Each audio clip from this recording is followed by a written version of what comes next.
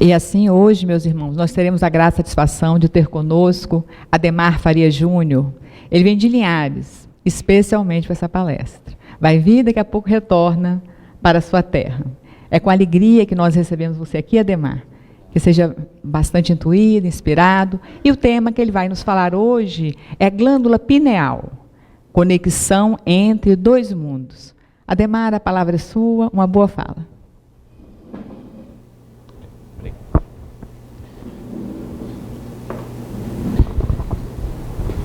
Muito bem, uma maravilhosa noite a todos. Eu gostaria de mais uma vez agradecer ao nosso companheiro Roberto por ter lembrado do nosso nome e ter nos feito o convite para que nós pudéssemos estar confraternizando com os companheiros aqui do irmão Tomé. Agradecer a Deus a oportunidade e aos senhores pela presença. Haja vista o fato de terem deixado os seus lares, momentos talvez até de relaxamento, para estar aqui na Casa Espírita essa noite nos acompanhando nesse singelo estudo que estaremos fazendo acerca da glândula pineal. Eu gostaria de já me antecipar e pedir desculpas caso eu sinta a necessidade de tossir durante a nossa fala, porque eu estou com uma inflamação de garganta, está tendo uma virose aí lá no norte, então tá, de cada 10, 11 estão gripados. Então, assim, a gente está com a garganta um pouco inflamada, tomamos alguns medicamentos para que nós pudéssemos falar aqui essa noite. Então, se eu der uma paradinha para tomar uma água, tossir, os senhores, por gentileza, não reparem. E, assim, o nosso estudo, ele foi solicitado por uma casa espírita. E no início de cada ano, nós preparamos alguns temas. E quando as casas nos convidam, nós disponibilizamos esses temas, para que as casas escolham um daqueles temas e nós, então, façamos, né, a apresentação do mesmo. Então, nós não temos condições, né, de atender a todos os convites com temas específicos para cada casa espírita, porque nós não temos tempo hábil e suficiente para poder preparar um tema para cada casa espírita. Então, a gente aproveita, né, o tema, apresenta as sugestões e a casa, então, se adequa. Esse tema foi um tema que uma casa espírita lá do estado do Pernambuco nos solicitou quando estivemos lá, agora recente. E aí nós, então, apresentamos lá e estamos trazendo aqui para os senhores essa noite. Minto, no domingo passado nós estivemos em Aracruz, a convite, e falamos também sobre esse assunto. Agora sim, tudo na doutrina espírita há de se considerar que não está terminado, né? O que nós vamos falar aqui hoje para os senhores é o que nós temos de informação até o momento. Talvez nem todas as informações, mas assim, o que nós conseguimos encontrar até o momento sobre esse assunto. Amanhã ou depois nós teremos novas informações, né? Muitas coisas poderão vir e enriquecer ainda mais de informações este assunto. Então, nós não estaremos trazendo aqui para os senhores a última palavra acerca da glândula pineal e das suas funções no campo da mediunidade, essa conexão com o mundo espiritual. Nós estaremos trazendo o que nós temos de informação até o momento, certo? Amanhã ou depois, se os senhores encontrarem alguma informação adicional, ótimo. Nós vamos então enriquecer ainda mais, né, com informações novas, essa questão, esse assunto, né? E logicamente, eu tenho que tomar todo o cuidado do mundo ao tratar desse assunto aqui, porque nós temos uma especialista aqui, né, entre nós, que é a doutora Rufina, que é uma frequentadora da casa, que uma das pessoas que tem uma atuação muito vasta e muito ampla nesse campo da neurologia e tudo mais, né? Apesar de eu trabalhar também na área de saúde, em outro setor, em outro segmento, eu vou me atrever a fazer esse estudo, mesmo com a presença da Rufina aqui, que aí ela pode, inclusive, até enriquecer com novas informações também aquilo que nós venhamos a falar. Muito bem, não tem como falar de glândula pineal, pessoal, sem falar sobre aspectos da constituição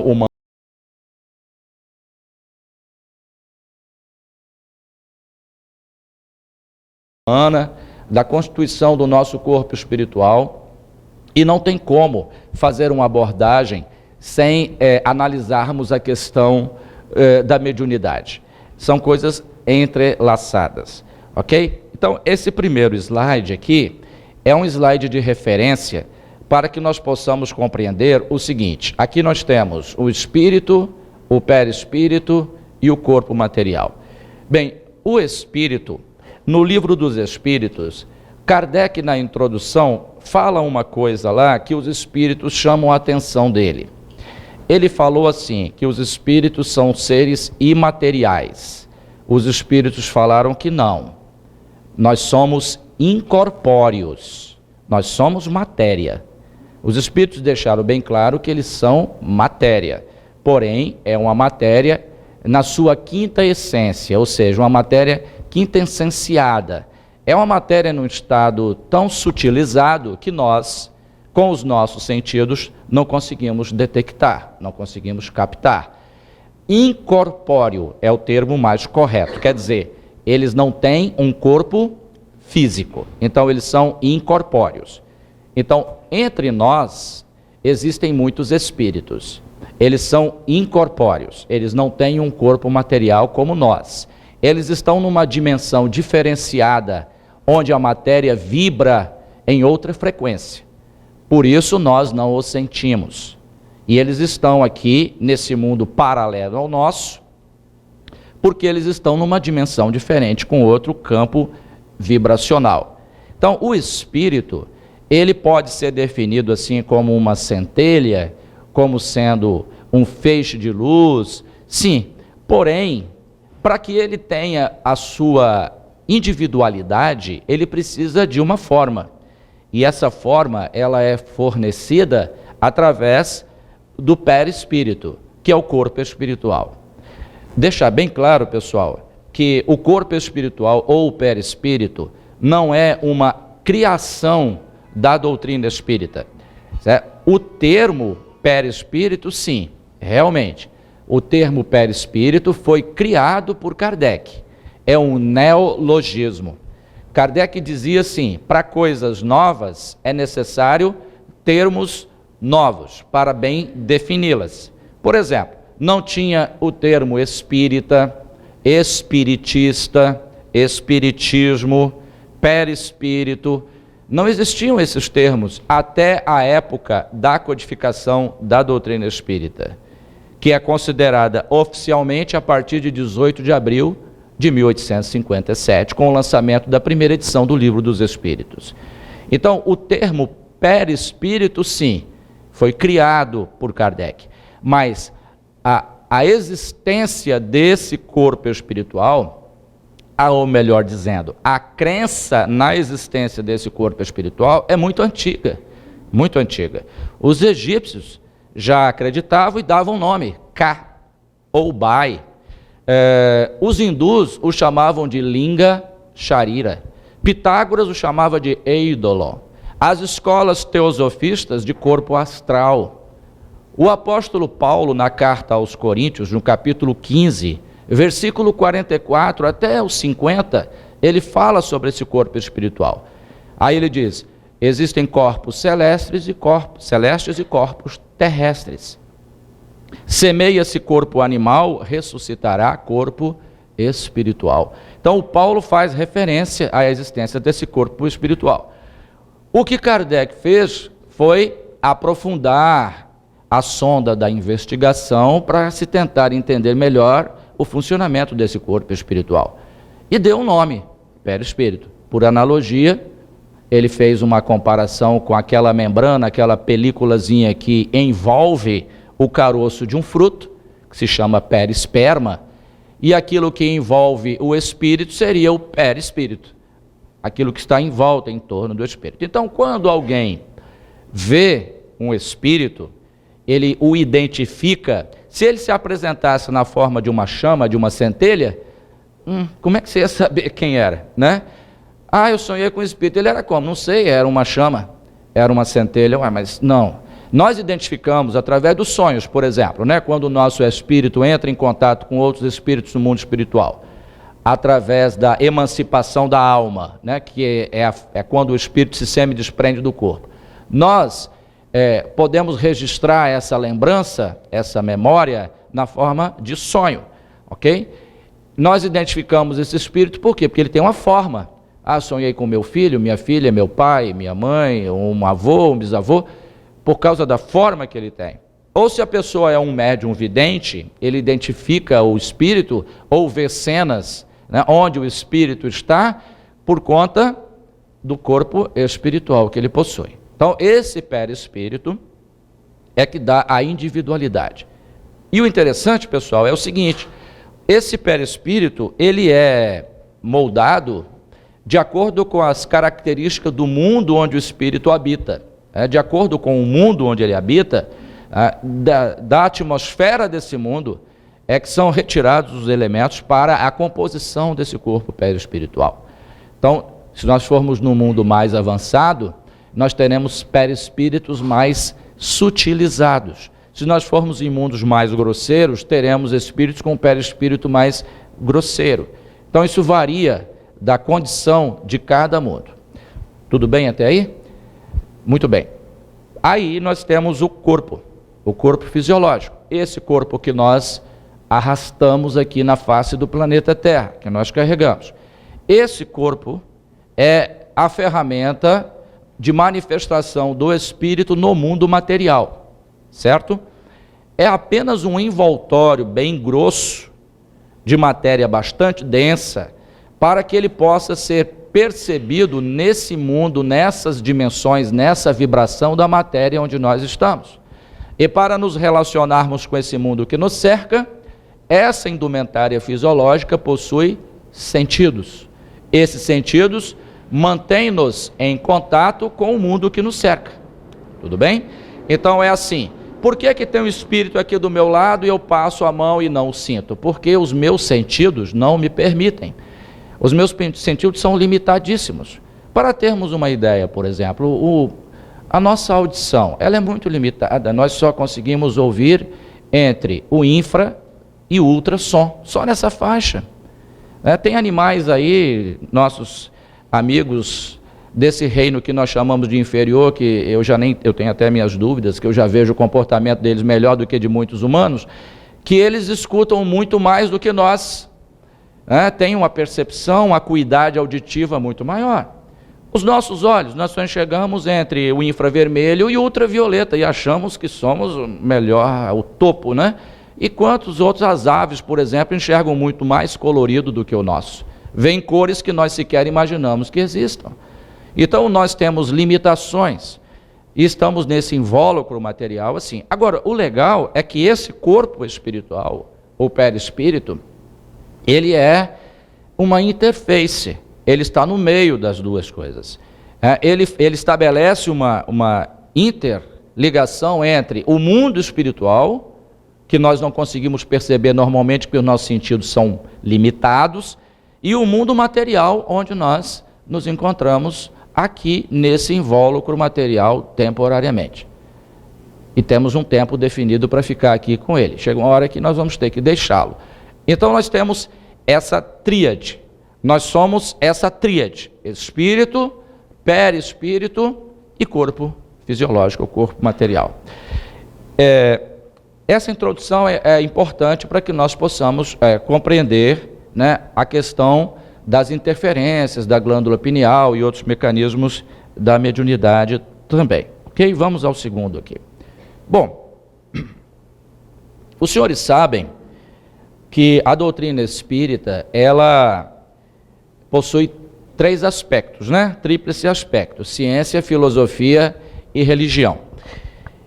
E assim, a mediunidade do Chico Xavier nos trouxe revelações importantíssimas.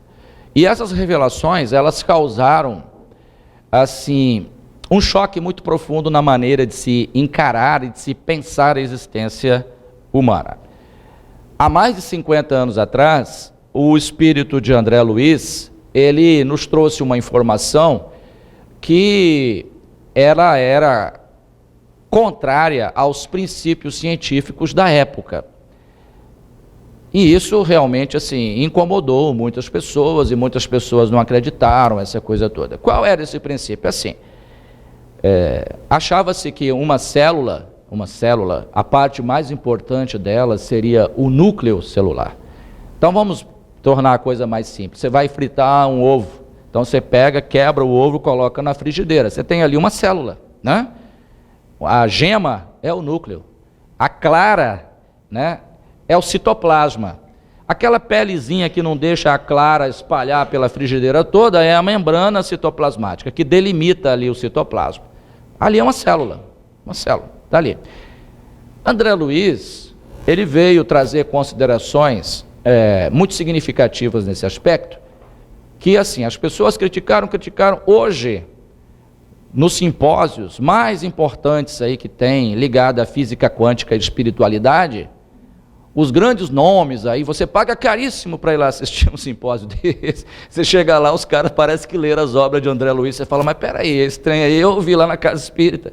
É incrível, é incrível. Há poucos dias mesmo, uma companheira nossa lá de Linhares, da Casa Espírita, veio nos falar sobre isso. Ela foi no simpósio lá em Brasília, porque vieram aí, não sei quem, ela pagou quase R$1.000 para participar. Voltou de lá, assim, decepcionada. Ela falou, poxa, eu podia ter comprado tudo de livro espírita, que dá... Eles falaram, eles estão repetindo hoje aquilo que André Luiz falou sobre essa questão que eu vou falar para vocês aqui.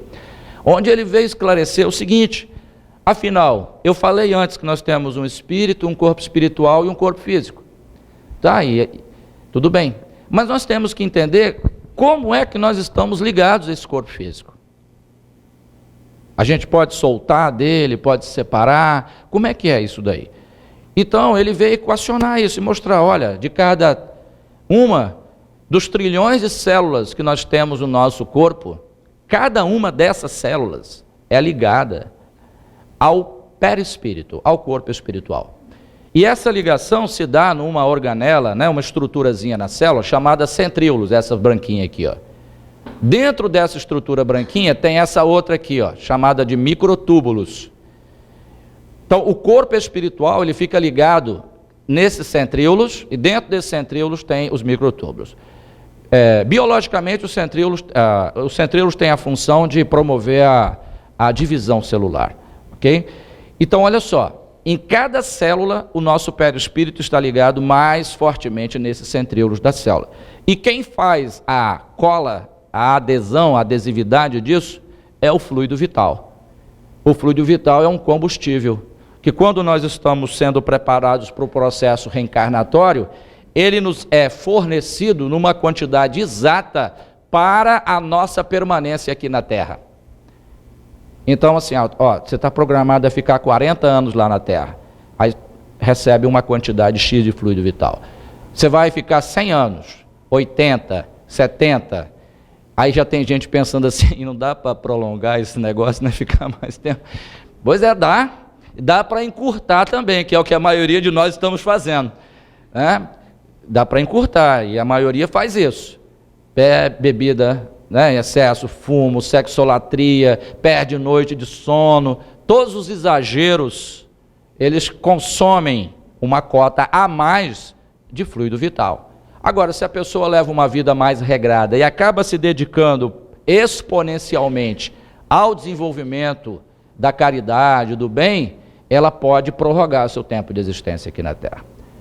Tem uma mensagem muito bonita que eu li certa feita, chamada Homens Fazendo Serão, que tem vários aí fazendo serão, né? Muitas pessoas dedicadas ao campo do bem, que já passaram da hora de voltar para o mundo espiritual, mas a divindade os mantém aqui porque eles estão fazendo um trabalho tão enobrecedor na face da Terra, e outros não estão fazendo, que eles acabam trabalhando em regime de serão. Então, esse fluido vital é que mantém a adesividade, a ligação entre o nosso corpo espiritual e o nosso corpo físico, certo? Então, nós estamos ligados. É por isso que nós, os espiritistas, somos contra o aborto em qualquer fase, porque na concepção, na união do óvulo com o espermatozoide, na formação da célula-ovo do zigoto, já existe um espírito ligado àquele novo ser. Já está vinculado ali. Só tem um caso que a doutrina espírita permite, digamos assim, aceita né, quando a gestação, o avanço gestacional coloca em risco a vida da mulher, da mãe. Então, nesse caso, é preferível sacrificar a criança e manter a vida da mulher, porque às vezes ela já tem outros filhos, já tem outros compromissos, outros vínculos, né? Então, nesse caso. Nos outros casos, apesar das leis permitirem, né, dos anencéfalos, nos casos de estupros, a nossa lei permite, mas a doutrina espírita, ela se põe contrária mesmo nessas situações. Tá certo, tem muita gente que não concorda, mas assim, é uma posição, né? Eu lembrei agora de relance de uma mensagem do espírito Joana de Ângeles. Eu cito pouco, né, Joana de Ângeles, através da mediunidade do Chico Xavier, do Divaldo Franco. Tá vendo? Eu cito tão pouco que eu confundo até os médios. Do Divaldo. Quando a Joana de Ângeles diz assim: a mulher que tem um filho resultado de um estupro, ela não dá um passo na evolução. Ela dá um salto. Essa é a consideração que ela faz. Vou repetir. A mulher que aceita um filho resultado de um estupro, ela não dá um passo na evolução. Ela dá um salto. Porque para aceitar, né, um filho de um estupro, realmente não é qualquer um que está preparado, né? Não é qualquer um. Muito bem, vamos prosseguir? Vamos lá. Bom, aí nós temos aí um pouquinho, né, de uma estrutura cerebral, onde nós temos aqui o hipotálamo, uma glândula, e a glândula pituitária, também chamada de epífise. Nós colocamos aqui pelo seguinte, pessoal, olha só. O fenômeno mediúnico, ele é um fenômeno fisiológico. Fenômeno mediúnico é um fenômeno fisiológico. Quando há a interferência de um espírito sobre uma estrutura fisiológica, no caso um médium, esse espírito, ele interfere no campo vibracional do médium. E ao fazer essa interferência, o médium vai ter sensações. Essas sensações, elas ocorrem porque são resultado de atividades fisiológicas. Né? Então, assim, vamos dar um exemplo aqui. O médium é um médium de psicofonia. É aquele médium em que o espírito comunicante fala utilizando o aparelho fonador do médium. Tudo bem? Esse tipo de mediunidade é conhecido equivocadamente, e muitos espíritas usam esse termo, mas está errado. O pessoal fala incorporação, né? Ah, ele é médium que eu sou médium de incorporação. Está errado, pessoal. Não existe esse tipo de mediunidade. Porque essa mediunidade dá a entender de que o espírito entra no corpo do médium. Igual a gente vê nos filmes, né? Tem uns filmes que mostram o espírito entrando, aí ele acaba de falar, ele sai, aí deixa a pessoa caída no chão, aquela coisa. Não existe isso, o espírito não entra dentro do corpo de ninguém. Só tem um jeito de um espírito entrar dentro do corpo de outro. É quando a mulher está grávida. Aí tem um espírito dentro do corpo dela, que é o espírito reencarnante. É a única situação. Fora isso, não tem jeito. Essa mediunidade, que o pessoal chama erradamente de incorporação, o termo técnico para ela é psicopraxia. E nós vamos explicar depois por que ela tem esse nome. Mas vamos voltar à mediunidade em que o espírito fala usando o aparelho fonador do médium. Eu sei que tem gente pensando assim, mas cadê a glândula pineal? Calma, pessoal, nós vamos chegar agorinha nela, né?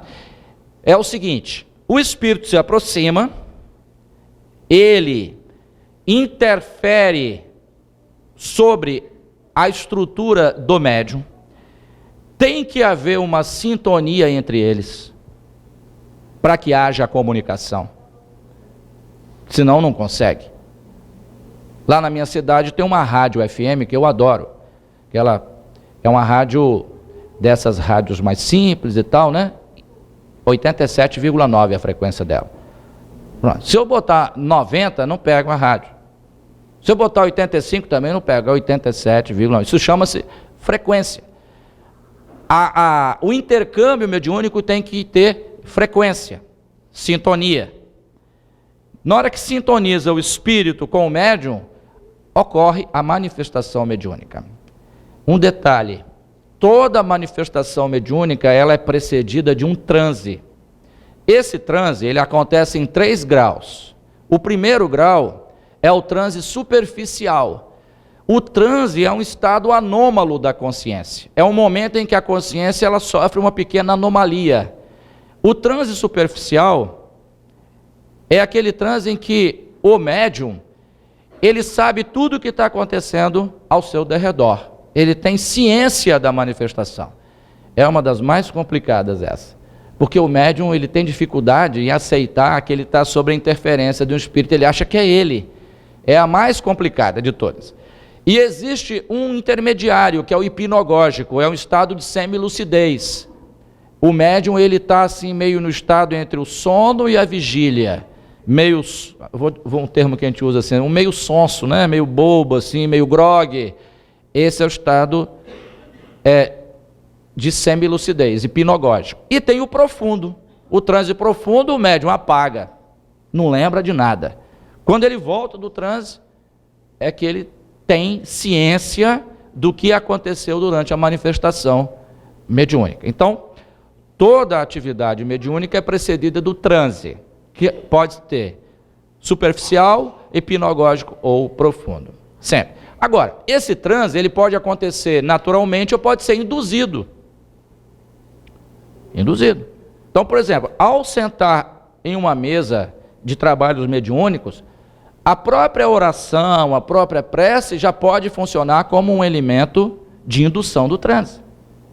Mas pode ser também que o espírito comunicante induza ao transe. Então sempre tem um transe antes da manifestação. Se o médium é um médium de psicofonia, olha o que acontece, pessoal. A gente tem uma região no cérebro que controla o mecanismo da fala. É o chamado centro de Broca. Isso se deve, esse nome Broca foi ao Paul Pierre Broca, que foi um neuroanatomista, um neurologista que desenvolveu pesquisas nessa área e essa região recebeu o seu nome, Paul Pierre Broca. Então, o centro de Broca, essa região é a região que controla o mecanismo da fala. Fica na 3ª circunvolução frontal esquerda do cérebro. Essa eu gravei, tá, pessoal, para falar para vocês essa noite. Errei não, né, Rufino?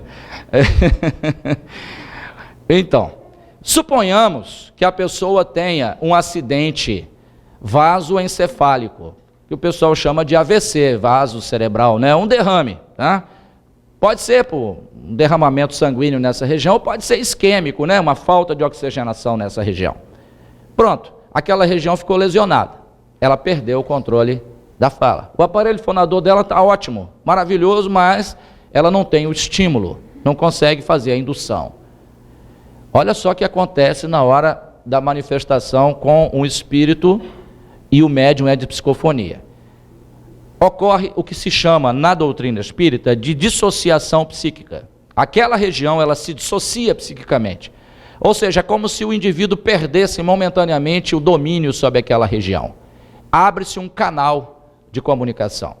E através desse canal disponível, o espírito, então, fala através do médium.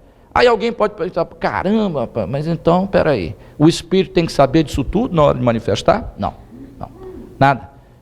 Isso é automático, é um mecanismo automático.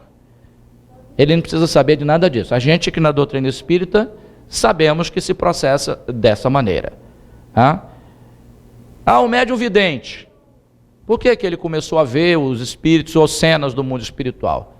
Porque ele teve uma dissociação psíquica no lobo occipital, que controla o mecanismo da visão. Aí ele perde temporariamente o controle sobre a visão e ele capta agora uma frequência diferente do mundo espiritual. Ele consegue ver os espíritos na dimensão espiritual, ele consegue ver cenas, construções na dimensão espiritual. Deu para entender como que isso acontece? Aí o pessoal fala, tá aí aquele que parece que o espírito entrou dentro do corpo, né? Que é o que o pessoal chama de incorporação. Não é incorporação, pessoal, é psicopraxia. Sabe o que acontece nessa hora? O indivíduo se dissocia em várias regiões do cérebro ao mesmo tempo. Aí o espírito comunicante transfere ao médium os seus trejeitos. Isso é muito observável nos terreiros de Umbanda, Candomblé, que a gente vê, né? Com muita facilidade. O médium sair se arrastando, ou sentar de maneira como o espírito quer sentar, chama-se psicopraxia. Acontece isso também na casa espírita? Também. Só que nós não observamos por quê? Porque normalmente, na reunião mediúnica na casa espírita, o médium fica sentado à mesa. Ele não fica andando como se anda no terreiro de Umbanda ou de Candomblé, né? Geralmente ele fica sentado. Então, por isso que ele não manifesta toda essa intensidade, porque ele não se movimenta.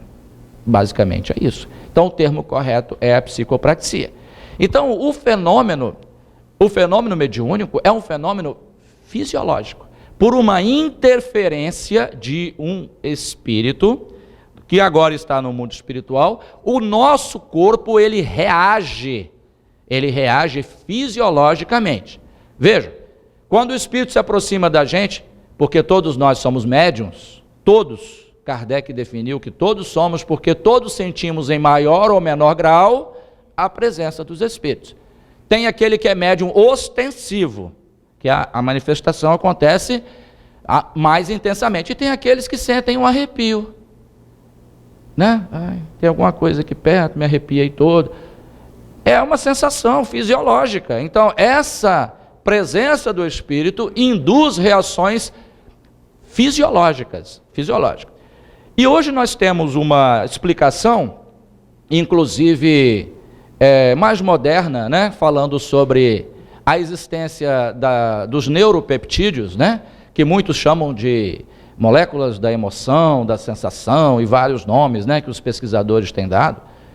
Esses neuropeptídeos, que são produzidos pelas estruturas neuroniais, os neurônios, né, as células nervosas, principalmente da área do hipotálamo, de acordo com o tipo, né, de interferência que o indivíduo recebe, nós temos uma quantidade enorme de neuropeptídeos que são descarregados na nossa corrente sanguínea, e nós temos reações de acordo com a presença desses neuropeptídeos. Por exemplo, vamos dar um exemplo aqui. Uma pessoa está apaixonada. Aí ela vê o objeto da sua paixão passando assim distante, né? O que acontece? Todo mundo aqui já se apaixonou um dia, não é possível, né? Todo mundo. Ou a grande maioria. Fica, né? Aquela respiração, fica lívido, né? Parece que vai desmaiar. Não é? Só de ver o objeto da paixão. Não é a realidade? Pois é.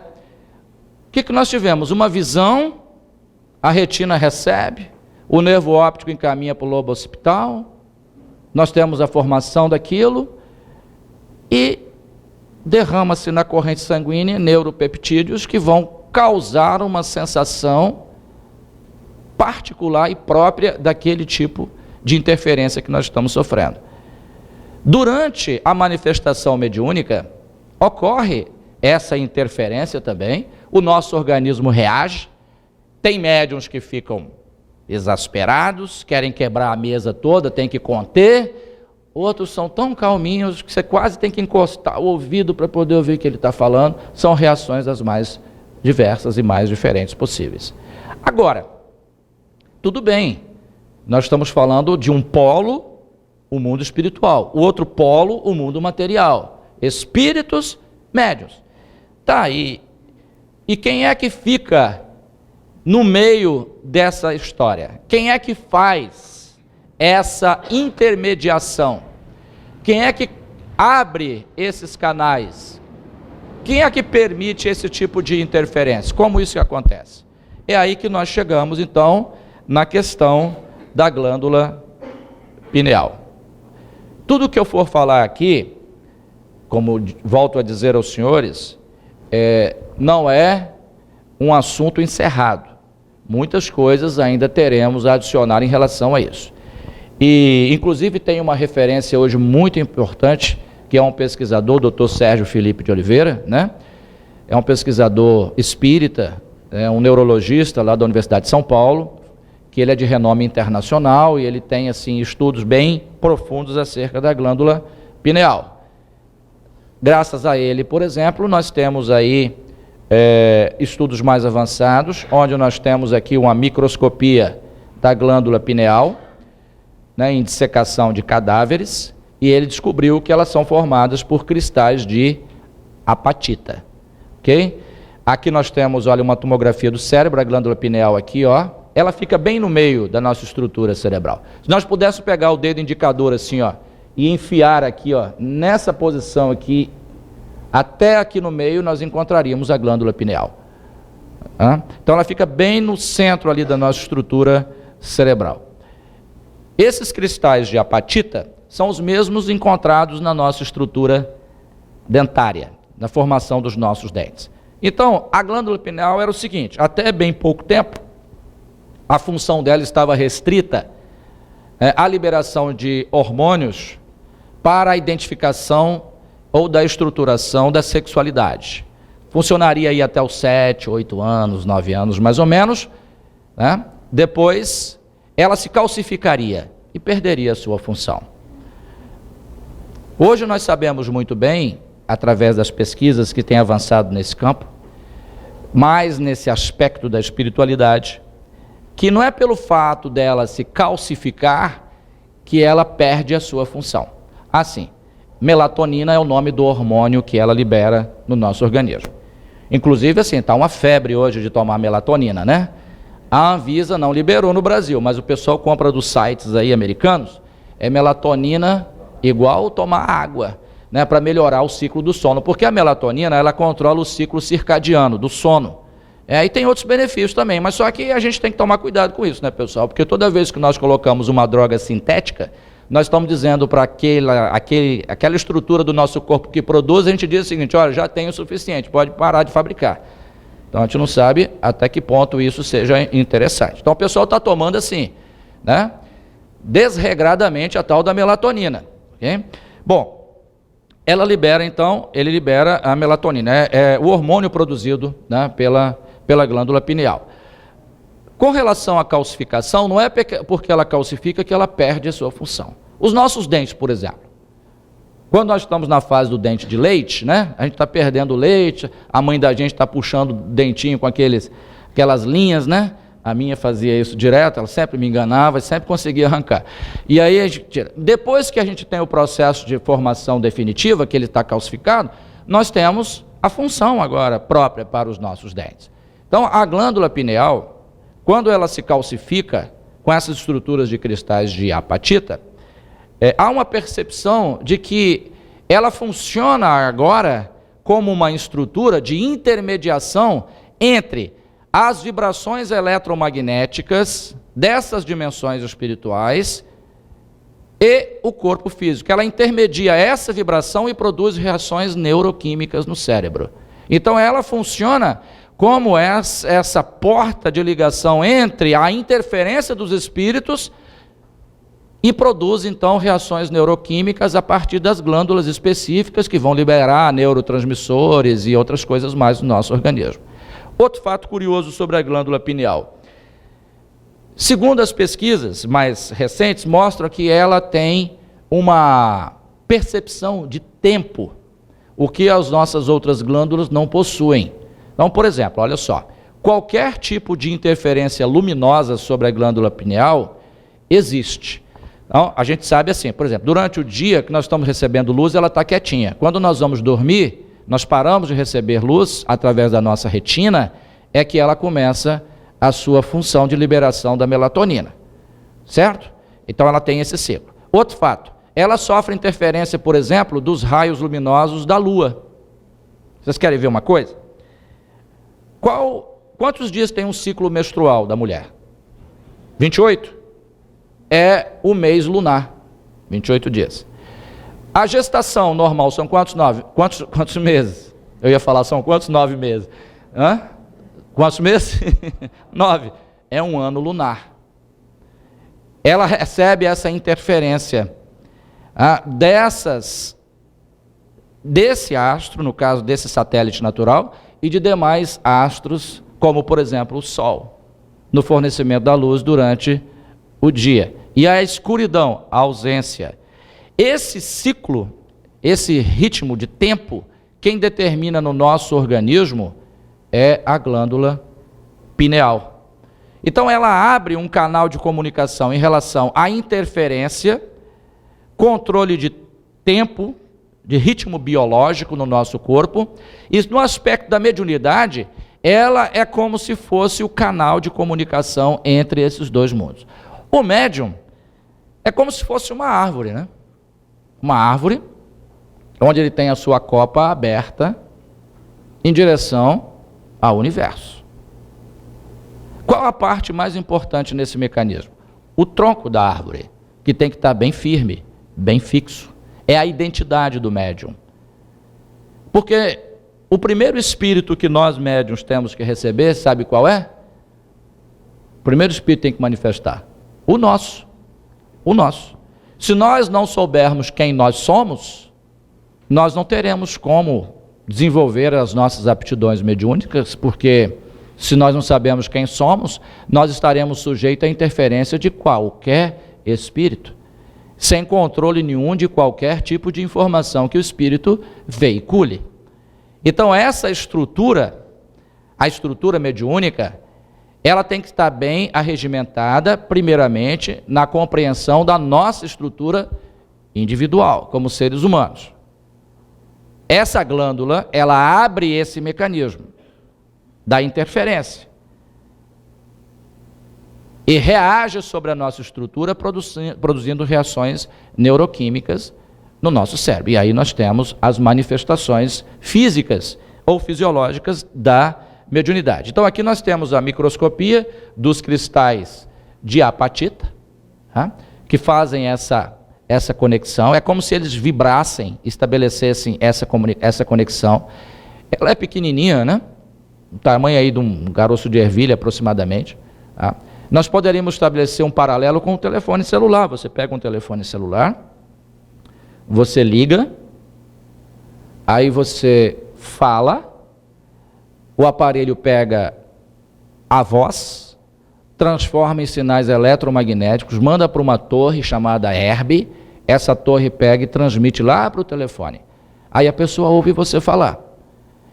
Esse aparelho lá recebe as ondas eletromagnéticas e converte em ondas mecânicas, e a pessoa ouve a tua voz.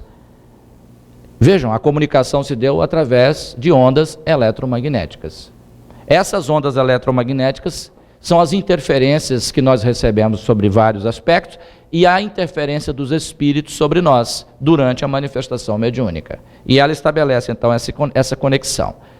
E desde a mais remota antiguidade tem-se a ideia da existência de um terceiro olho, né, que os antigos chamavam em algumas civilizações, como se essa glândula representasse uma visão além das visões do campo material que nós temos, das percepções visuais que nós temos no campo material.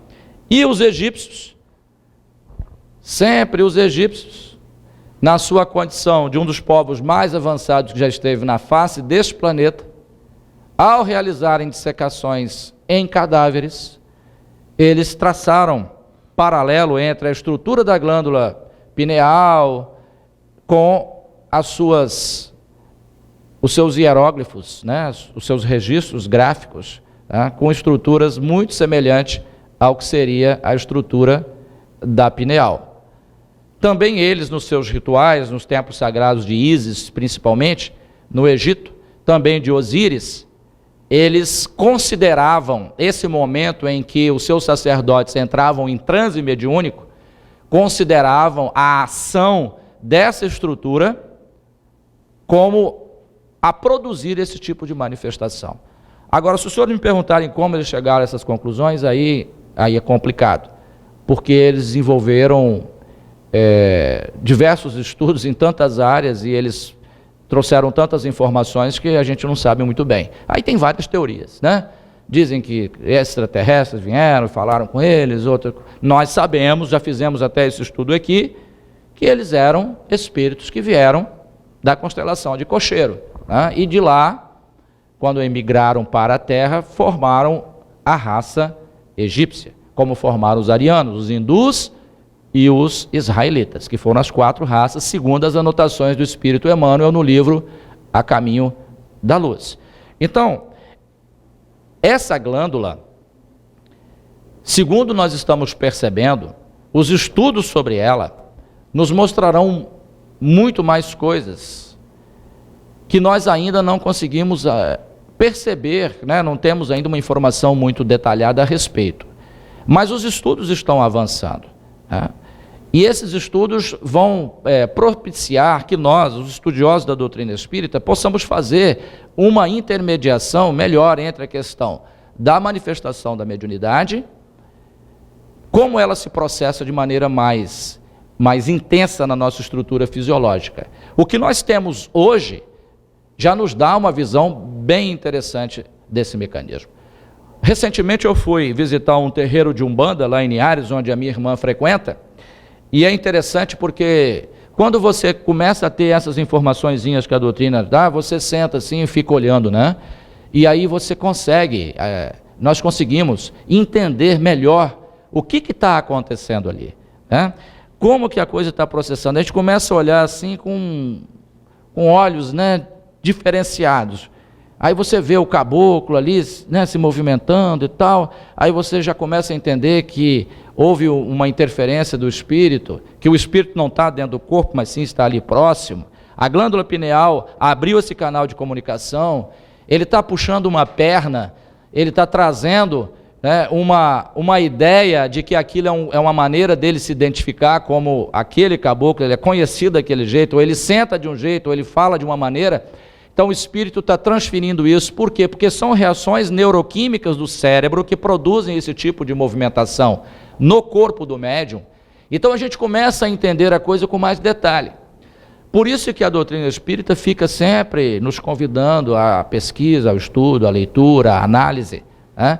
E quando nós falamos então de glândula pineal, nós não temos tudo a respeito dela, porque ela ainda está sendo investigada, agora mais intensamente. E sabemos que ela é, no momento, o canal de comunicação entre o mundo espiritual e o mundo material.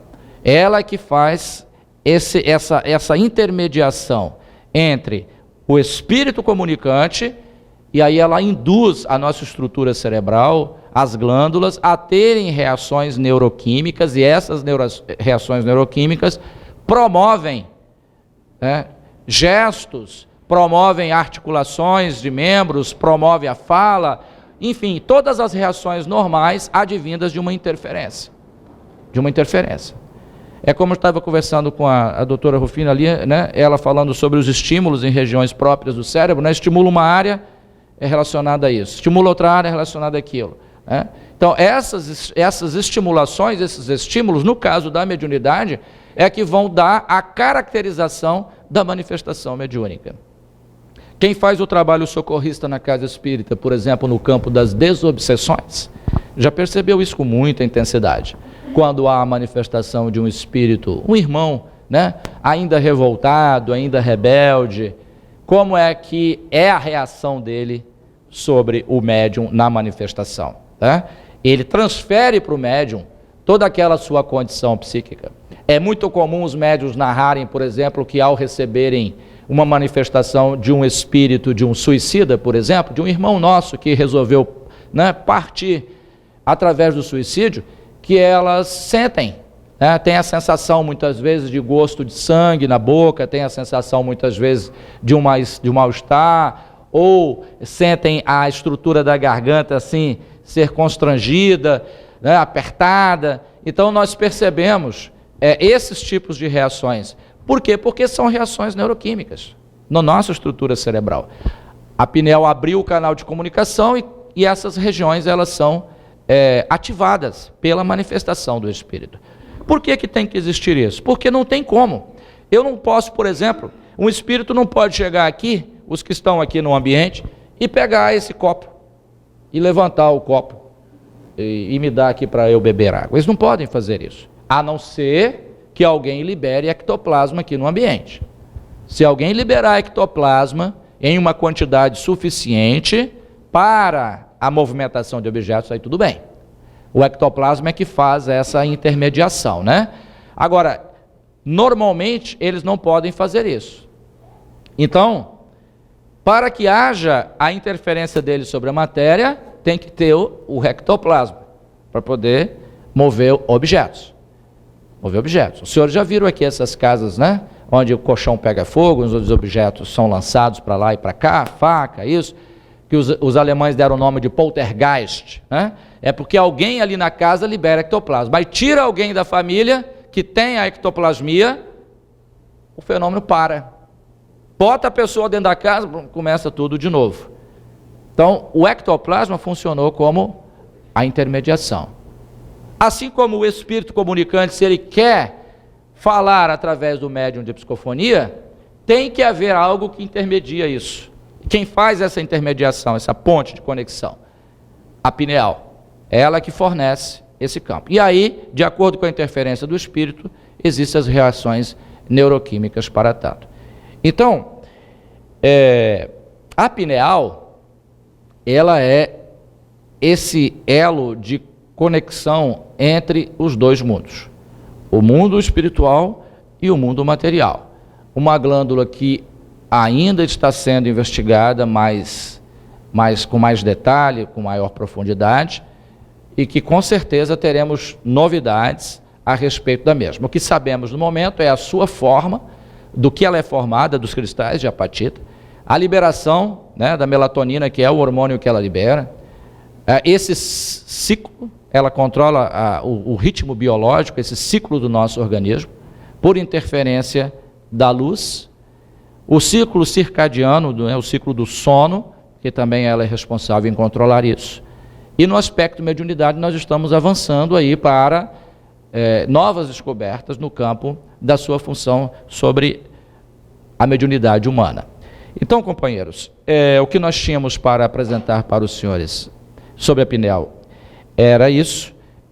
Gostaríamos de deixar registrado novamente que o Dr. Sérgio Felipe de Oliveira tem uns vídeos, né, no YouTube, onde ele fala um pouco mais sobre as suas pesquisas no campo, né, da glândula pineal, e fica o convite para que nós possamos assistir esses vídeos e estudar um pouco mais, livros inclusive, né, que tem a respeito desse assunto.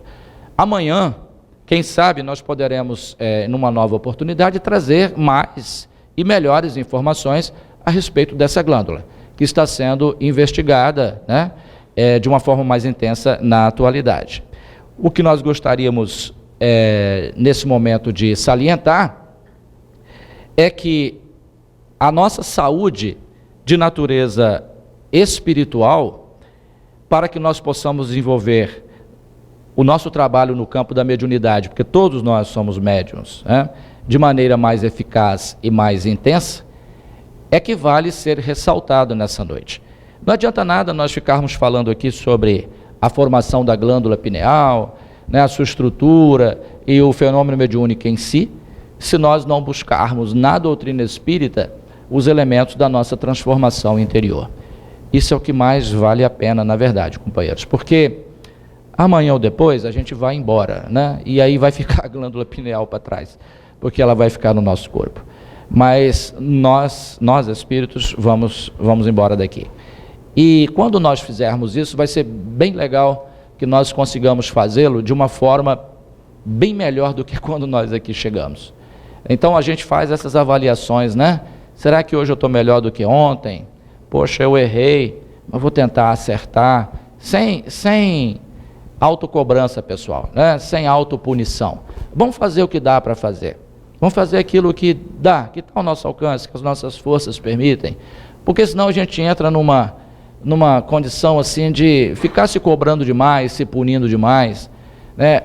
Não adianta estabelecer parâmetros com as outras pessoas, paralelo com as outras pessoas. Cada um tem a sua velocidade, cada um, né, tem o seu tempo, o seu momento. Façamos o nosso. Se nós conseguirmos mudar um pouquinho, né, nessa existência, um pouquinho que seja daquilo que nós éramos quando nós chegamos aqui, já está de bom tamanho, né? Então, assim, o Espiritismo, eu não sei quanto aos senhores, mas tem hora que eu fico pensando assim, que É muita responsabilidade demais ser espírita. É muita, gente. É muita informação. Muita. Talvez nós não tenhamos parado ainda para nos dar conta do que nós recebemos nessa existência. Eu tenho certeza que devem ter milhões e milhões de espíritos que iriam ter essa mesma oportunidade que todos nós estamos tendo, de travar contato com a doutrina espírita, numa época em que reencarnar está complicadíssimo. Reencarnar, então, sendo espírita, está muito mais. Muito mais. No período em que nós estamos tendo índices de abortamentos, assim, assustadores, né? O controle de natalidade está aí. Nós estamos perdendo tempo aqui. Muitas vezes perdendo tempo. Então, vamos aproveitar. Não é criar uma paranoia na nossa cabeça, nada. Não é isso. Não é preocupar, porque fulano. Não, também não, com a gente. Né? Fazer uma autoanálise, questão 919 do Livro dos Espíritos, né? Quando Agostinho convida à noite, na hora de a gente dormir, dá uma repensada, poxa, deixei de fazer uma coisa hoje que daria e tal, mas tá bom, não, beleza, não deu, amanhã eu vou fazer. Né? Fiz uma coisa aí que não foi muito legal para um companheiro, para um semelhante, poxa vida, mas vamos dar um jeito de recuperar isso daí. Tranquilo. A doutrina espírita, ela veio para nos ajudar nisso, pessoal. Ela é linda e maravilhosa nos assuntos científicos. Ela é apaixonante no seu aspecto filosófico. É uma religião sem pompa, sem ritual, né? Sem qualquer tipo de ritualística, de roupa especial, de sacerdote, nada. Nós estamos aqui mais endividados do que os senhores possam imaginar aqui. Não? E não somos melhor que ninguém. Não, em absoluto, em absoluto. Tem dia que eu levanto e falo assim, poxa, eu vou fazer palestra hoje lá no Irmã Tomé. Caramba, se eles souberem como que eu sou, eles não iriam lá assistir minha palestra. Mas aí eu falo, bom, mas também se eles forem atrás de alguém perfeito, não vai ter palestra. Aí eu me animo para poder vir falar. Então é assim, cada um, né, dentro das suas condições. E o bonito do Espiritismo é exatamente isso. Mostrar para a gente assim, vai devagar, mas vai, né, do jeito que dá, nas condições que lhe é possível. Vai errar, nós vamos errar pra caramba, pessoal, muito ainda. Até a gente desencarnar, a gente vai tropeçar e tomar muito tombo, muito. Então a gente tem que viver nessa leveza, nessa suavidade, porque o bonito é isso aí da doutrina espírita, é nos dar certeza de um amanhã, né? Não tem ninguém aqui sendo amedrontado com o inferno, né? Com o Satanás, e não tem ninguém aqui pedindo dízimo ou oferta, se não der está perdido. Não, a nossa cabeça é tão tranquila em relação a isso, não tem ninguém sendo colocado contra nada dessas ideias mitológicas para dominar as pessoas. O bonito do Espiritismo é nos dar essa autonomia, essa liberdade, do tipo assim, olha, tudo que nós fazemos tem uma consequência, né? É a lei de causa e efeito. E aí não adianta dizer que Deus errou o CEP da nossa casa, né? E nos trouxe problemas que a gente acha que não são nossos, não tem isso? Pô, Deus errou, caramba, não pode, ele não errou. Certinho, endereço certo. É porque a gente hoje enxerga, né, o passado. A gente consegue entender, se acontece isso, tem algum vínculo com o passado. Então a gente tem que tranquilizar em relação a isso daí, faz parte do processo. O Espiritismo, como terceira revelação, ele tem essa característica. Agora, tem uma coisa também, né, mexe com a gente, mexe. Depois que nós viramos espíritas, aí já era. Porque a forma de ver o mundo muda totalmente. E aí começa a matar e brigar com aquele homem velho que a gente carrega dentro da gente. Aí a gente fica pensando, será que não é melhor ficar com aquela estrutura antiga? Essa nova está trazendo muitas mudanças, né? E mudar dói, né? Evoluir dói, crescer dói. Não é normal, é comum as pessoas chegam na casa espírita, pelo menos lá em Linhares, é assim, cheio de problema, aí vai para a casa espírita, os problemas dobram. Já viram isso? Lá tem muito isso. O pessoal chega e fica, Ademar, deixa eu te falar, é comum as coisas piorarem. Depois que eu vim para a casa espírita, eu falei, você não viu nada. O pessoal olha desanimado, fala, puxa vida, eu vou sair desse trem. Mas porque às vezes os espíritos, né, que estavam ali com a gente e tal, não quer que a gente entre naquilo ali, porque vai mudar, vai melhorar, e acaba interferindo sobre o nosso psiquismo, né? E tem aqueles que vão esperando a solução de todos os seus problemas, E a gente não oferece solução de problema para ninguém, né? Para ninguém. Então a pessoa acaba tendo essas mudanças. Então causa realmente um confronto interno muito grande. Mas depois que a gente entende, aí a gente começa a transitar tranquilamente por essas questões do nosso dia a dia. Pessoal, o que eu posso fazer para encerrar é pedir a Deus que abençoe cada família aqui representada. São muitas as famílias, né? E que ao retornarmos aos nossos lares, nós o façamos num clima de muita paz, de muita harmonia. E os amigos espirituais que estão presentes aqui no ambiente, que eles possam permanecer durante o trabalho de passe, que fortaleçam a direção da casa. E os senhores não imaginam, os senhores como frequentadores, né? Como é difícil manter uma casa espírita aberta. São tantas as dificuldades, né? Tantos os percalços. Então apoiem os diretores da casa, apoiem os coordenadores de cada departamento, porque eles vão errar em muitos pontos e muitas vezes vão se equivocar, mas eles estão fazendo um trabalho que é um trabalho árduo, pessoal, é um trabalho difícil. Então que a espiritualidade os abençoe. E cada um aqui presente receba nesse momento o nosso abraço carinhoso, o nosso abraço fraterno lá da cidade de Linhares. Nós ficaremos muito honrados com a presença e visita de qualquer um dos senhores nas nossas atividades na Casa Espírita. Temos lá um orfanato, temos um asilo, né? Temos a Casa Espírita, é um trabalho muito grande lá. E quem quiser o nosso contato, né? Caso queira ir lá para visitar, fique à vontade, nós estaremos aí no final com os nossos livros. E agradeço muito a atenção dos senhores. Que Deus possa tocar em cada coração, que Jesus possa abençoar as nossas vidas. E se amanhã nós estivermos aqui na terra ainda, né? Porque diz o Evangelho que ainda essa noite a nossa alma poderá ser chamada. Então a gente não sabe, né? Mas não é verdade? A gente não sabe, né? Pois é. Parece que tem uma senha, né? Distribuída aí. Eles gritam do outro lado e a gente vai. Então a gente não sabe. Se amanhã nós estivermos aqui na terra, vamos aproveitar mais um dia como se fosse o último dia da nossa existência. Que Deus abençoe e muito obrigado pela atenção dos senhores.